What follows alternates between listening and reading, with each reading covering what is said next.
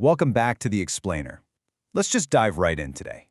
You know, we spend so much time hyping up advanced encryption, cloud networks, and zero-day exploits, but we often completely overlook a foundational truth. Robust cybersecurity, it actually starts right here in the physical world. Is cybersecurity really only about code? I mean, we all tend to picture hackers as these mysterious figures in dark hoodies, furiously typing green code in some basement. But the reality? Well, it's a lot more grounded and way more tangible than that. Because here's the absolute, inescapable bottom line. If an attacker can physically walk up to your server, your digital security is useless. Seriously, all those incredibly expensive firewalls and complex password policies, they literally mean nothing if someone can just stroll right into your data center and walk out with a hard drive under their arm. So to stop that nightmare scenario, we have to build what we're going to call a layered fortress. In this explainer, we'll map out this entire defense-in-depth strategy. We're going to start outside by defending the outer perimeter, then controlling the entryways, setting up the eyes and ears, and finally, setting the digital trap. All right, let's head outside to our first section, defending the outer perimeter, which is absolutely your first line of defense. It's kind of ironic, right? In this world of super high-tech digital defense, our very first tool is literally just heavy steel and concrete. Enter the bollard. It's a short, sturdy, standalone post anchored right into a hard surface. Its whole job is to completely block vehicle movement while letting pedestrians just walk on by. They're built to take a massive hit and deflect that force away from your building. And trust me, these are definitely not just decorative posts. Anti-ram bollards are strictly graded by what are known as K ratings, specifically K4, K8, and K12. These ratings map directly to how well the bollard can handle a perpendicular impact from vehicles of varying sizes at very specific speeds. So this matrix basically tells you exactly what kind of crashing truck that chunk of steel can actually stop. Now, you're usually going to see bollards used right alongside barricades, and comparing the two is really helpful. Bollards give you point protection. They deflect localized, direct blows. Barricades, on the other hand, act a lot more like heavy-duty guardrails. They give you linear protection, which is perfect when you need to segregate wider spaces, like a whole stretch of warehouse racking. Rounding out that outer perimeter, we've got the fencing. But hey, we're not just talking about basic chain link here. A real modern boundary actually integrates crash barrier bollards, control lines, and fence line trembler devices. That means if someone tries to climb over or cut through, the trembler instantly senses the vibration and fires off an alert straight to the security desk. Okay, moving in from the parking lot, we arrive at Section 2, controlling the entryways or the gates of the fortress.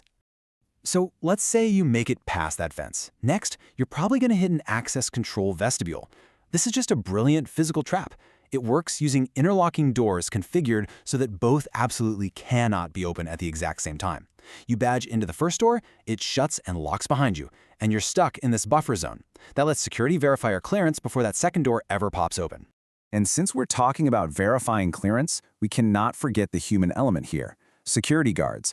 They are the dynamic, thinking layer of your entryway. They prevent unauthorized access and specifically stop what we call tailgating. You know, when someone unauthorized casually sneaks in right behind an employee who just badged in. Guards actively verify identities to shut that down fast. Now let's talk about those badges for a second. When you swipe a standard proximity card, this crazy split-second invisible interaction happens. The reader radiates a little electrical field. That field actually excites a tiny coil inside your plastic card, which then charges a capacitor. Finally, the integrated circuit uses that power to spit your card number right back to the reader. It is incredibly cool, but here's the major flaw. That transmission is usually completely unencrypted, meaning basic proximity cards are actually super easy to hack. And that specific vulnerability is exactly why we use smart cards, or IC cards. Instead of just blindly broadcasting an unencrypted number, smart cards use embedded chips. You've probably seen those little metal contacts on them. These chips provide actual data storage and robust application processing.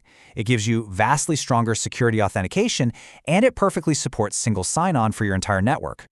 All right, so the parking lot and doors are locked down tight. Now for Section 3. The eyes and ears, illuminating the environment. Because let's face it, you can't secure what you can't see, right? Modern lighting isn't running on your old-school heavy power grid. It's almost entirely direct current-based, operating on a tiny 5 volts for high-efficiency LED lights. And these setups are meticulously overlapped to completely eliminate any dark spots. Proper lighting is a massive deterrent on its own. And obviously, our cameras have completely evolved as well. We've moved away from traditional CCTV, the analog setups with massive coaxial networks wired to a dusty DVR in a back room. Now, we use modern IP camera networks that beam high-def footage straight to cloud storage. They are essential for gathering evidence and, honestly, just a fantastic deterrent against anyone who'd rather not go to jail. Backing up the cameras, we have our invisible tripwires, the sensors. There's infrared, which tracks body heat and motion. Pressure mats hidden under floors to detect weight. Microwave sensors that blast out radiation to measure reflections from moving objects. And ultrasonic sensors that track the return times of sound waves. Basically, if something breathes, steps, or shifts in your facility, these are going to catch it. But okay, what if an absolute pro gets past your K-12 bollards, sneaks right through the vestibule, and ghosts all of your sensors? That brings us to Section 4, setting the digital trap through deception and disruption. This is where physical and digital security just perfectly blend together. Let's look at the honeypot versus the honeynet. A honeypot isolates an attacker inside a single dummy system or even just a single file. But a honeynet, that spans multiple servers or an entire fake network area. It's a much larger playground designed to totally distract a hacker from your actual real-world data. And when you scale that deception all the way up to the max, you build a honey farm. This is a centralized, massive group of honeypots combined with high-end analysis tools. It is the ultimate observation deck. Network admins use honey farms to safely study the behavior and tactics of attackers without ever putting the real production environment at risk whatsoever. On a much smaller scale, we deploy honey files. Think of these as incredibly juicy bait files. Let's say a hacker breaches a server and spots a file named credentials.txt. To them, it's a goldmine. But the very millisecond they click to open it, it silently triggers a massive security alarm, busting them immediately without impacting any of your normal business operations. We do the exact same thing with honey tokens, which are basically pieces of dummy data. A great example is a completely fictitious user account planted deep inside a database. Since no real employee will ever have a reason to use it, the second that account is queried or tried on a login, you know instantly with 100% certainty that you've got an active breach. So, to wrap this all up, our core thesis today is this. Robust cybersecurity is as much about concrete and steel as it is about firewalls and encryption. You simply cannot separate the two. A true layered fortress means totally securing the physical realm before you can ever hope to protect the digital one. Which leaves us with this final, crucial question to chew on today. If an attacker magically bypassed all your digital firewalls right now, what physical or deceptive traps would actually be waiting for them? It might be time to go check your bollards and plant a few honey tokens. Thanks for tuning into The Explainer, and we will see you next time.